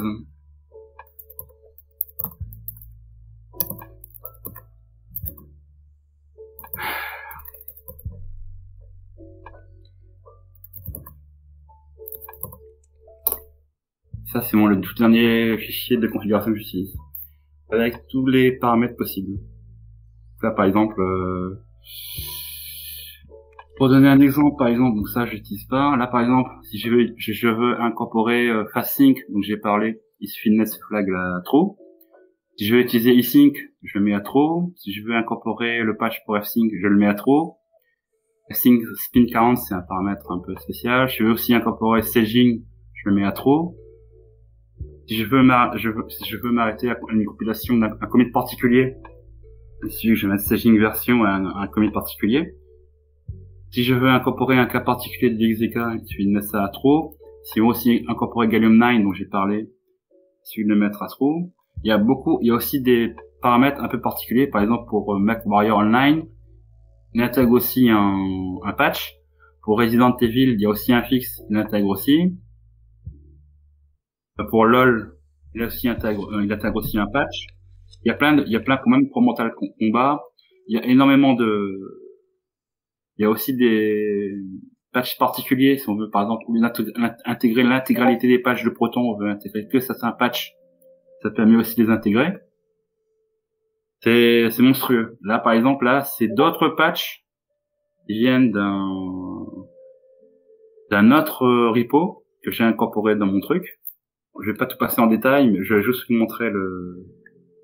J'ai une question quand même pour toi, Airboxer. Je vois que Choub l'a posé aussi, mais quand tu vois tous ces aspects de configuration et que tu veux jouer à un jeu X ou Y... tu peux te demander, hein. Non, mais du coup, comment tu fais pour savoir quoi choisir? Je teste. D'accord. Ok. Donc grosso modo, t'as un fichier config de base. Et en fonction de Ouais. comment ça réagit, tu changes certains paramètres. Ouais, c'est très consommateur. Moi, c'est pour moi, Wine, c'est un projet qui m'intéresse. Et comme je suis très passionné, donc c'est consommateur de mon temps. Donc je teste en fait. La liste des pages qui est là, c'est la partie la plus facile, ça. D'accord. Cette liste-là, c'est sûr qu'elle va passer. C'est une petite liste. D'accord. Ça fait une 15 patchs. On peut encore rajouter d'autres patchs à ce truc. Je vais faire la compil, tu vas comprendre.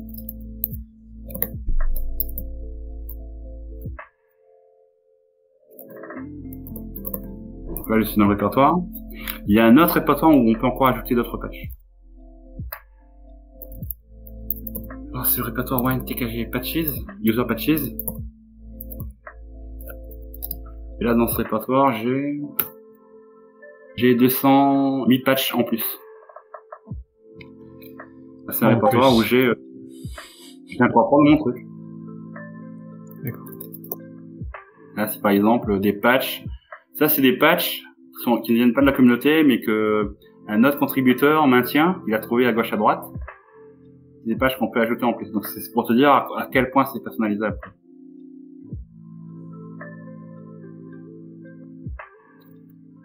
Quand on veut lancer la compilation, alors moi je vais pas lancer la compilation, je vais juste générer la version de Wine qui va incorporer tout ça. Je vais lancer le script qui va générer les sources de Wine qui vont incorporer tous les patchs.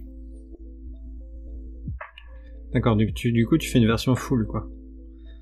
Ouais, une version full de tout ce que je peux. Et grosso modo, si tu fais une version full, est-ce que, on va dire, t'es peinard pour tous les jeux possibles? Pas nécessairement. Tu peux être peinard. Par exemple, un patch prévu pour un jeu peut avoir un effet inattendu pour un autre jeu, donc ça peut être à double tranchant, soit niveau bénéfique ou au niveau perte de performance, par exemple. D'accord. Bon, moi je le fais parce que j'ai le temps. J'aime bien la compilation avec Wine, donc ça me pose aucun problème. Donc là, il a fini. Quand il a fini, en fait, tu peux voir t'as un compte rendu au travers de ce truc. Un fichier, il génère un fichier TXT qui te génère la liste de tout ce qu'il a fait. Là, par exemple, il a généré sur aujourd'hui, 21h37. Là, il te liste la liste de tous les patchs qu'il a appliqués. Il a appliqué un patch pour Final Fantasy, pour le jeu Assassin's Creed, pour Mortal Kombat 11, etc., etc. Pour Mortal Kombat, ouais. Et après, là, tu as la liste de tous les autres patchs qu'il a générés. Et en incluant les 208 patchs en question. Donc là... Et du coup, là, t'intègres, par exemple, tout ce qu'il y a dans Proton Glorious Egrol, ou ça vient on top, ça? Alors, je vais te montrer le contenu du GitLab, le tout dernier. Alors, où est-ce que j'ai trouvé ça? Là. Oui, il incorpore aussi les trucs de Glorious Egrol. Par exemple, ici, c'est un commentaire. Je sais pas si tu vois. Ouais, je vois bien. Voilà. Et là, tu dis, thanks to GE for the suggestion. Donc, il est pas en retard par rapport à Glorious Egrol. Le message date de hier, le 28 à 18h37. Donc, il est pas en retard par rapport à Glorious Egrol. Ils sont en synchro quasiment tous les deux à quelques jours d'intervalle. Donc, il incorpore aussi les patchs ils s'échangent les patchs entre eux, quoi. Donc, il est pas en retard. Ok, hyper intéressant. Je te laisse continuer. Donc là, en fait, normalement, quand tu lances le script que j'ai lancé, là, ce fameux script, no one make package build, parce que moi, je suis sous Ubuntu, il génère les Wine, une fois qu'il a fini, il lance la compile. Moi, j'ai un paramètre dans mon fichier de conf qui arrête la compile, justement. Je génère uniquement les sources dont j'ai besoin, et ensuite, je vais lancer un script. Là, il faut que je passe en sudo. Alors, par rapport au travail qu'a fait CrownForek, j'ai déjà mes shrouds de Ubuntu.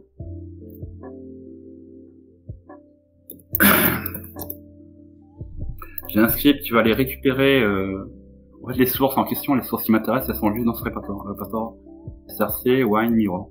C'est là que se trouvent les sources de Wine qui ont été générées. C'est un simple script qui va venir les récupérer et qui va les déposer ici. Donc là, normalement, j'ai fait un test, ils sont déjà copiés. Là, je fais que les copier. Ensuite, j'ai un autre script qui va tout builder.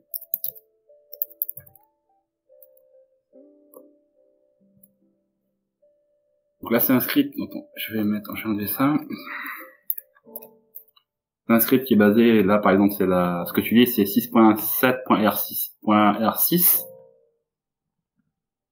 Par rapport à la version qu'on a, c'est la version que j'ai récupérée. Celle-ci. Et donc, j'applique d'autres filtres supplémentaires parce que il y a certains endroits dans les trucs que je fais, j'ajoute des petits trucs personnalisés en plus, quoi. Et après, je lance la compilation et ça va passer dans le shroot. Première étape, dans le shroot pour le 64 bits. Une fois que c'est fait, ça passe dans le shroot une première fois pour le 32 bits et une seconde fois pour le 32 bits. Parce que cette étape, pour le 32 bits, il faut le faire en 2 fois.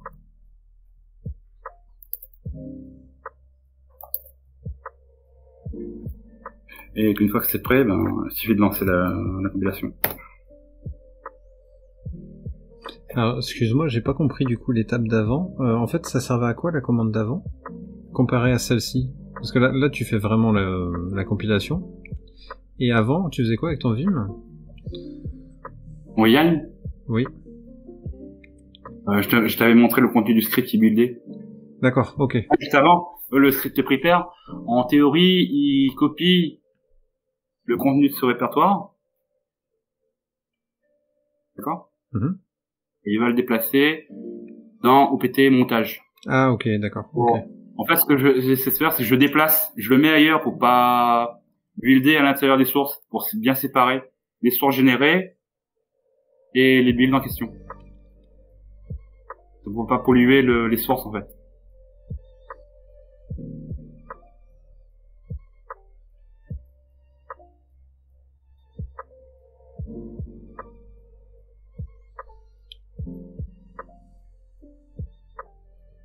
Et la partie 64 bits. Là, normalement, c'est plus lent que ça, mais là, c'est plus rapide parce qu'en fait, je passe par ce qu'on appelle le projet C-Cache. Le projet C-Cache, le but, c'est si par exemple, tu as un projet qui a déjà été compilé une fois, c'est comme un cache par exemple, pour ça s'appelle C-Cache. C'est un truc qui permet justement, si tu as compilé un projet une fois, si tu es obligé de le recompiler, ça va générer un cache pour le code qui a été, pour les fichiers objets qui ont été générés, en fait. Ça permet de booster la compilation si tu recompiles le code ou si tu l'as légèrement modifié. Ok. Et ça, par exemple, l'idée du C-Cache, là, tu vois, tu dis C-Cache, oui. GCC9. GCC9, ça, c'est une contribution que j'ai proposée à Conforec, parce qu'à la base, lui, il voulait partir de GCC7. Il est proposé par défaut dans Ubuntu 18.04. Je lui ai proposé de changer de compilateur justement parce qu'il y avait un backport, c'est-à-dire un package qui a été backporté pour Ubuntu 18.04. Je lui ai proposé, je lui ai donné les PPA, pointé sur les PPA en question pour pouvoir avoir le GCC9. Je lui ai aussi proposé d'utiliser ces caches pour booster les temps de compilation. Donc là, il a fini la partie 64 bits, là il attaque la partie 32 bits là même. Et du coup, t'es en lien souvent avec ces développeurs? Ouais. Quand je trouve un truc intéressant qui permet de booster les bénéfices pour les projets, je partage mes idées, quoi. Stop. Finished. Du coup, on part pour combien de temps de compilation, Airboxer? Encore 2-3 minutes, ça c'est fini. D'accord. Est-ce que vous avez des questions, les amis qui regardent?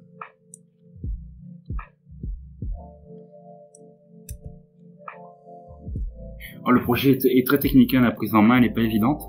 Là je vous montre ce que ça donne en rapide, quoi. Que si vous voulez mettre la main là-dessus, c'est vrai que c'est très intéressant, mais déjà la prise en main elle est très longue. Benoît a dit ça a l'air dur. C'est très technique en fait, c'est super. C'est intéressant parce que, moi, ça m'a pris 2 bonnes semaines pour réussir à le maîtriser. Il est bien parce que Récemment, je suis très content, je mets mes propres builds de wine.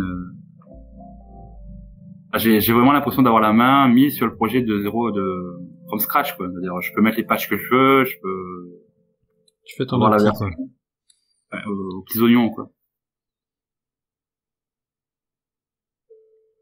Mais enfin, sincèrement, si vous n'avez pas les compétences, si vous, au jour actuellement vous n'avez pas les compétences, le Proton, le wine qui fournit soit dans Proton ou Proton GE, il vaut largement le coup. Hein. Des fois, il est même supérieur à celui de wine TKG. Quoi. Donc, celui qui est dans le Proton GE, le wine qui est dedans, il vaut largement le coup. Hein. Tout ce que je vous dis, sincèrement, si vous voyez une commande qui contient wine préfixe, faites très attention de ne pas pointer vers votre propre wine préfixe quoi, pour le tester. Parce que ça peut bousiller votre wine préfixe, donc bousiller votre expérience de jeu. Tu fais bien de le dire parce que je l'ai bousillé plein de fois le mien. En faisant du copier-coller de commandes. Parce que si tu mets sur la ligne de commande, par exemple si tu mets un truc comme ça, wine préfixe égale quelque chose, blablabla, tu tapes, je sais pas moi, wine tricks, t'installes un truc genre XACT par exemple, ou t'installes par exemple .NET 40 qui peut être un tueur de wine préfixe. Parce que .NET 40 des fois il peut te bousiller un wine préfixe. Hein. Tu fais ça, si le MMM là que j'ai mis là, c'est le wine préfixe que tu utilises pour ton propre jeu, ça peut te le bousiller. Ce que tu peux faire en revanche, c'est de initier un wine préfixe qui n'existe pas. Par exemple, si tu pointes sur, on va dire, David, tu peux pointer, par exemple, tu peux initier un David, on va dire Tata, par exemple, Tata. Tu mets wine préfixe, un nom de répertoire qui n'existe pas, tu mets wine CFG, ça va initier le wine préfixe, donc ça va pas toucher ton wine préfixe. Ok. Et après, tu peux tester la commande wine tricks de ce que tu veux pour être sûr que ça passe. Faut au moins faire ça parce que s'il y a un truc hyper sensible dans ton wine préfixe, ça peut le péter, tu peux le perdre facilement. Hein. Donc du coup, ça te recrée un fichier de configuration de wine, c'est ça? Le wine préfixe quand tu fais un wine CFG. Quand tu fais celui-ci là, wine préfixe égale /home/david/tata. Du coup, tu recrées un fichier de configuration dans ton dossier Tata. Ça me recrée tous mes trucs. Ça me crée mon dossier virtuel de Drive C. Ça me crée. Ah oui, d'accord. Ok, la totale. Alors, je vais te montrer un exemple simple. Par exemple, là, il a fini là justement. Tu vois, il a fini de compiler. On va le faire en live, c'est plus simple. Là, je vais pointer là-dessus là. Alors, je m'ouvre un terminal. J'ai un truc que je fais par défaut. Ça s'appelle Garbage. Je le teste, tous les nouveaux builds que je fais. Je vais pointer sur le truc. Je vais pointer sur la nouvelle distribution que j'ai faite. Voilà, donc c'est le build qui a été fait à 42. Je source. Voilà, tu vois par exemple mon wine préfixe par défaut pour ça il s'appelle home game garbage. Je vais l'effacer. Tu vois, je l'efface. Voilà, je fais un wine CFG. Donc là, là je viens de l'effacer là. Je fais un wine CFG pour l'initier, donc ça va tu vois le fichier, le répertoire n'existe pas. Hein. Donc garbage, il y a rien. Donc là je fais un wine CFG. Donc là, le wine CFG, ce qu'il va faire, c'est il va me remplir, il va m'initialiser le contenu de mon wine préfixe. Il va récupérer ce qu'il trouve dans le répertoire en question, il va copier les DLL, etc., etc. Donc là, j'ai tout mon truc. J'ai mon truc qui est prêt. Maintenant, si je pointe vers le répertoire, là, mon répertoire, il contient mes 2 dossiers virtuels. Mon drive C, etc., etc. Donc là, j'ai tout de près. Mon drive C, je retrouve programme data, mon programme file, x86, user, Windows, etc., etc. Là, maintenant, j'ai un truc vierge, je peux tester à l'intérieur la moindre commande que je veux, quoi. Comme ça, je suis sûr de ne rien péter. Donc, je vous dis, hein, quand vous utilisez, si vous pointez vers le wine de Proton ou de Proton GE, faites très attention de votre wine préfixe. Au pire, vaut mieux le copier, à perdre quelques gigas, avant de lancer quoi que ce soit, quoi, parce que c'est très très très sensible comme truc. J'ai une question de Benoît, mais c'est peut-être un peu pour la suite. Et du coup, il demande, une fois que tu as compilé ton Win, comment tu l'implémentes dans Steam? Tu utilises le Steam Windows? Oui, j'utilise. Alors, il faut savoir qu'en fait, depuis Wine, attends, vous voyez toujours mon écran là? Oui, oui, toujours. Okay.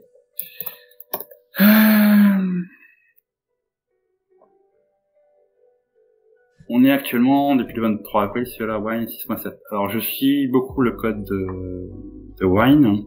Moi, je n'utilise pas le Proton. Donc, j'utilise la version Steam native de Windows. Donc, je n'utilise pas le Steam Linux, j'utilise le Steam truc. La 6.7, la 6.6, la 6.5, mon Steam il est pété. Donc, du coup, je peux pas l'utiliser. Il y a qu'à partir de la 6.4, je peux utiliser mon Steam natif. Alors, mon Steam natif sous Windows, je suis limité. Tout ce que je peux faire, c'est installer un jeu et lancer un jeu. Tout ce qui est téléchargement, tout ça, ça marche nickel. Par exemple, moi, j'ai un jeu qui s'appelle Blue Dispel. Ce que ça va faire, bah, ça va me permettre de lancer le jeu. Attends, je vais ouvrir le truc, je vais te montrer comment parce que j'ai mis cette fenêtre. Voilà. Quand je veux lancer le Blue Dispel, par exemple, j'ai un script qui est prêt.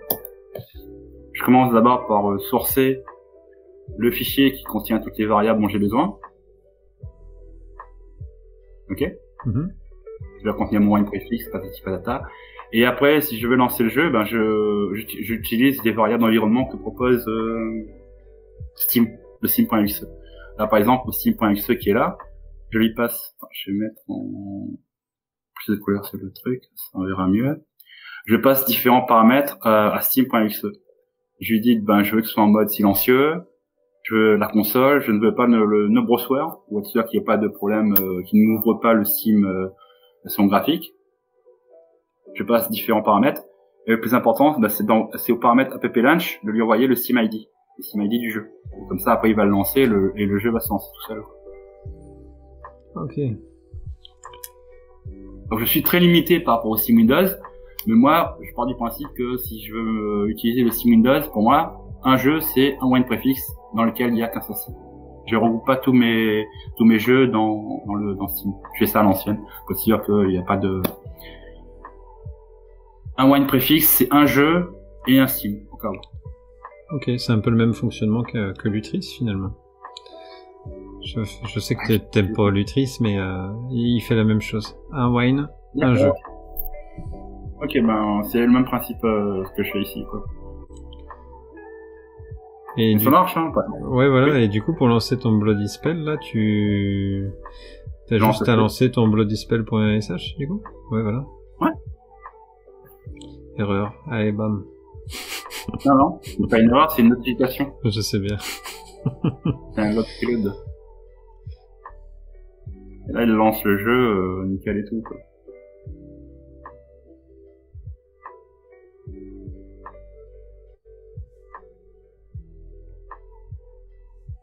Là, par exemple, je garde la notification en bas. Ah oui, je pointe sur... je pointe sur le bon IO, je crois.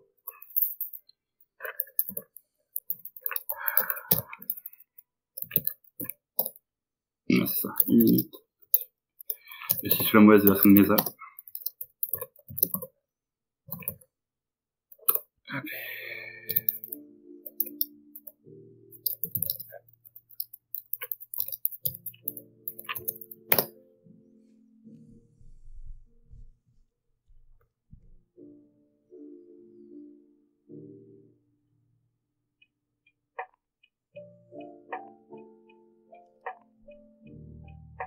Et voilà, le jeu se lance. Vous voyez l'écran devenir tout gris Oui, c'est ça, ouais.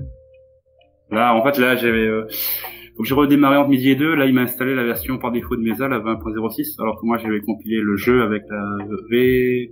C'est pour ça que j'ai eu cette erreur momentanée.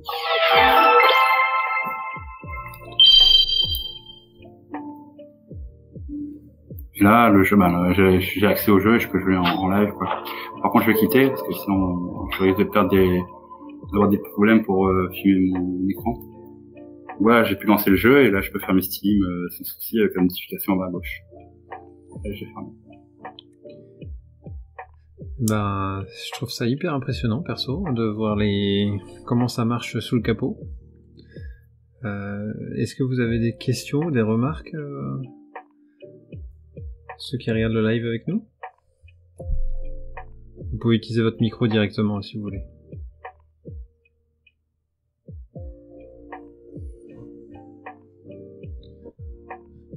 Non, personne?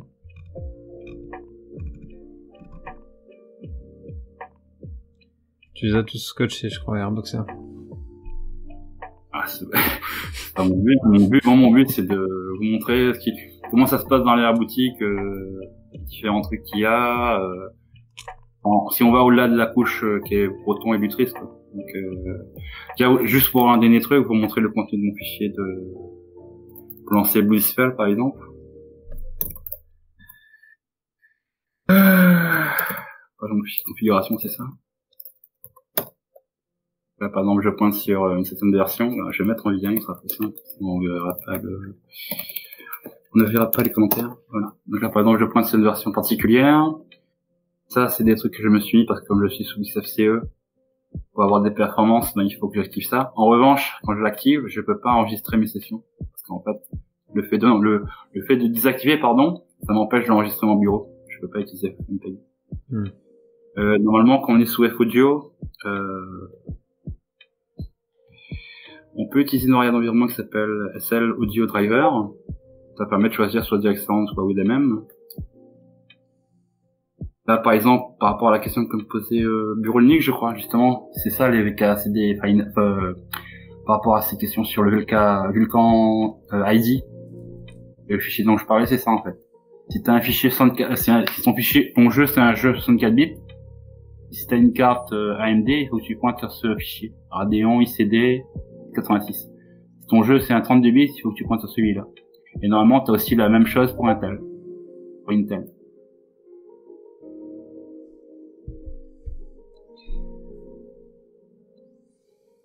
Du coup, t'as un tuto ou pas pour, genre moi, gros mauvais que je suis, si je veux faire la même chose que toi, mais avec Metro Exodus, est-ce que j'ai un tutoriel qui existe? Pour prendre la main pour builder Wine depuis Wine TKG? Exactement, je veux builder Wine TKG, me faire un petit bash pour lancer Steam et Metro Exodus directement. Est-ce que tout ce que tu fais là, ça existe avec avec un guide, quoi? Il n'y a pas de tuto. Il n'y a pas, non.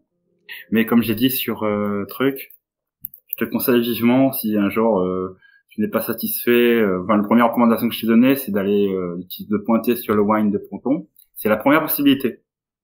Deuxième possibilité, c'est d'aller dans le repo de CrownForest, justement. Tu vas dans la partie release. Tu te souviens que je disais qu'il proposait différentes versions? Là, normalement, il y a Wine TKG. Il est juste là, en fait. Donc là, par exemple, là, il propose attends, je vais agrandir mon écran. Comme ça, on verra mieux. Tu arrives à lire, c'est bon? Ouais, on voit très bien. Et il propose un Wine 6.7 qui contient TKG et aussi staging. Donc là, il a buildé. Ça, tu vois, tu le télécharges, tu le décompresses, et tu peux, si t'as pas les connaissances techniques pour le faire, tu peux le tester. Moi, c'est ce que j'ai testé pendant un an avant de me mettre vraiment à utiliser Wine TKG. Mais il propose pas que ça. Tu vois, j'avais dit pendant la partie live, il propose pour le 64 bits, et aussi pour le 32 bits. Là, c'est écrit x86, c'est pour le 32 bits. Mais il propose aussi pour le Proton. Là, tu vois ça, là? Ce qui va sur la page de Proton. Si tu vas dans la partie release, Proton 6.3. Le seul truc, c'est que là, ça va être le Proton avec tous les méta-packages qui vont avec, des XVK, F-Audio, etc., etc.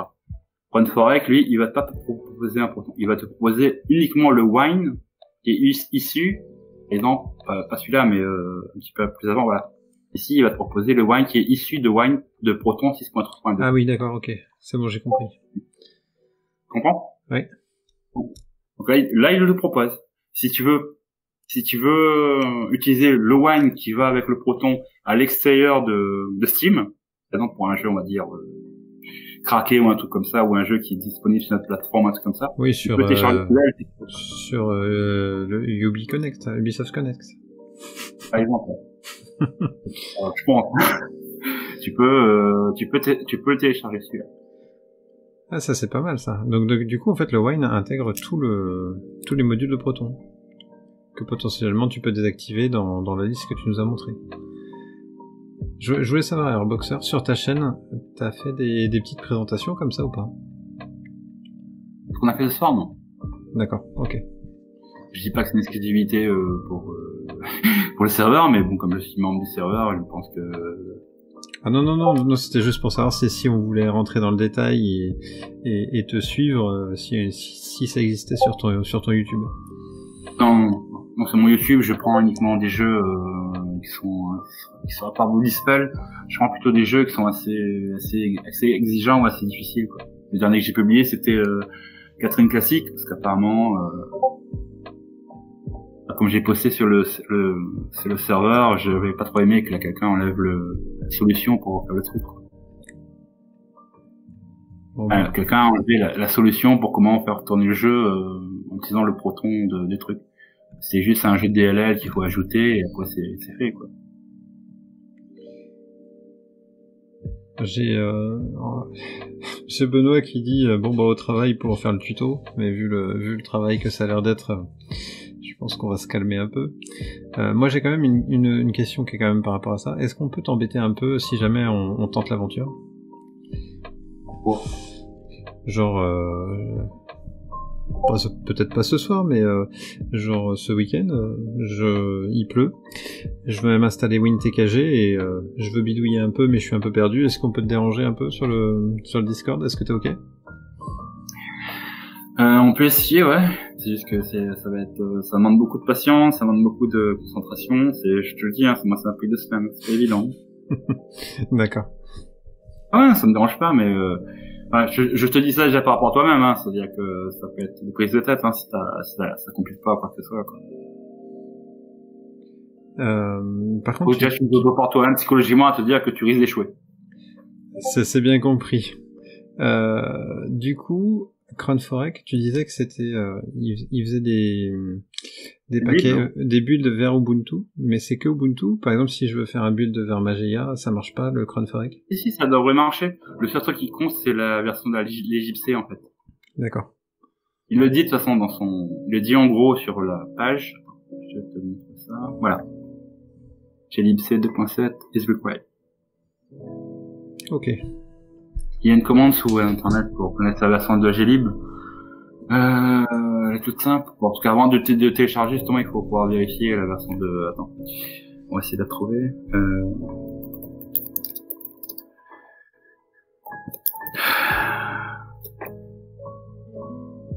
Voilà, je crois que c'était ça que j'avais cliqué. C'est ça la commande. Tac.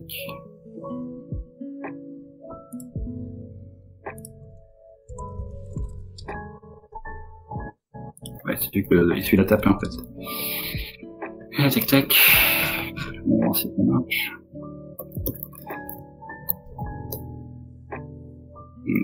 La mienne elle est juste là je crois. Et voilà, la mienne, la version, il suffit juste taper le nom du truc en question. La mienne, ma glibc, c'est la 231. D'accord. Donc en fait, moi je suis sur 34 bits. J'ai juste de la localiser et de la taper. Ok, sur Mageia, on est en 2.32, du coup je viens de regarder. En même temps que toi. Donc en théorie, ça fonctionne alors. C'est supérieur à la 2.27. Tous les builds qu'il y a là, sur le site de Cronforec, normalement ça devrait marcher. C'est super ça. Ils proposent des trucs, ils proposent des builds prêts à l'emploi, quoi. Donc c'est toujours utile si on veut tester des jeux à l'extérieur de Proton, à l'extérieur de Steam.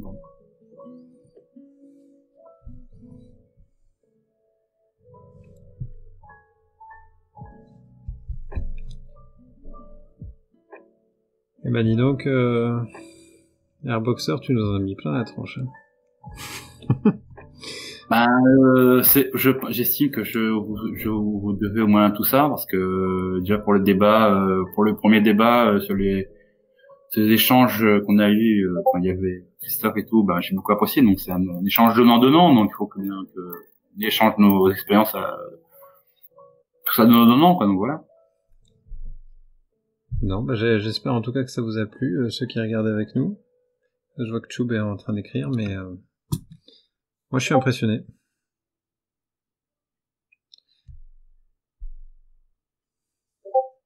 Ah oui, un truc aussi que vous n'avez pas et que moi j'ai.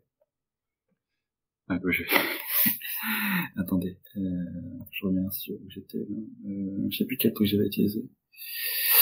Ouais, donc j'avais fait un wine CFG.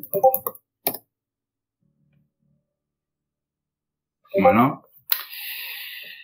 Vous, normalement, pour F-Audio, je crois que... Tac. Vous avez ça. Normalement, vous devriez avoir la lib F-Audio compilée, la .so, normalement, dans votre répertoire dans Proton, simcompatibilité.di, la version de Proton, /lib, vous devrez avoir un fichier qui s'appelle libfaudio.so, un truc comme ça. Alors, ce que j'ai par rapport à Conforec,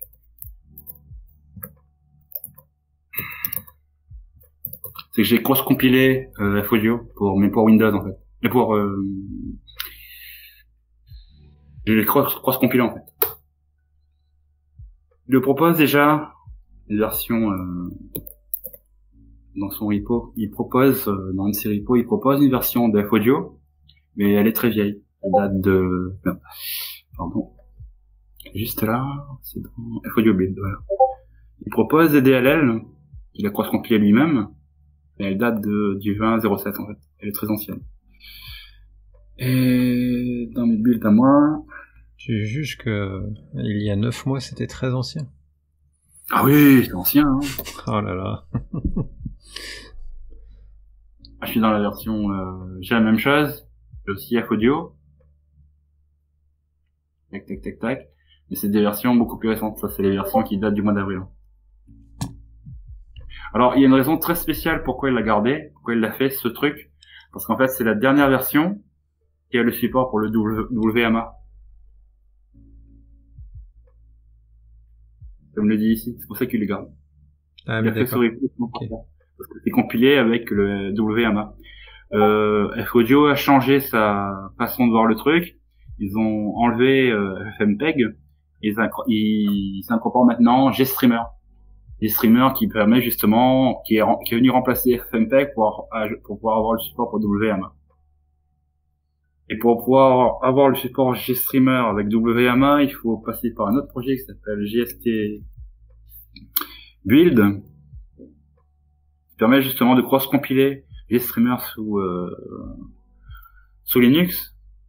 Et il est très long, hein. Ça prend à peu près, les commandes sont juste ici. Et c'est très long, hein, pour avoir les deux versions pour le 64 et 32 bits. C'est très long à faire, quoi. Et une fois qu'on l'a, on peut avoir le support. En revanche, c'est pas distribuable. Parce que c'est un truc, Cron, là, il l'a mis, de son repo, comme ça, pour la mise à disposition de tous les utilisateurs, quoi. Mais normalement, en théorie, c'est pas distribuable, ce genre de code. Parce que le WMA, comme c'est fermé, oui. Et normalement, en théorie, il n'a pas le droit de le distribuer, quoi.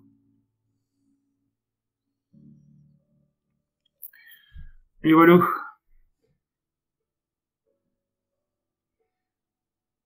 D'autres questions ou... Je pense qu'on va pouvoir conclure, Airboxer. Tu pourras aller faire un petit tour dans le serveur échange avant débat où tu as eu les bravos et les merci pour cette présentation de... J'ai concentré sur mon truc, moi, donc... Non, franchement, c'était top, hein. Merci beaucoup. Pas de rien. Merci beaucoup à vous tous.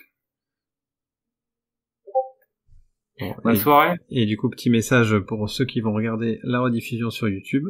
Si vous voulez participer à des forums d'échange comme vous l'avez vu ce soir, il n'y a qu'une chose à faire, c'est nous rejoindre sur le Discord.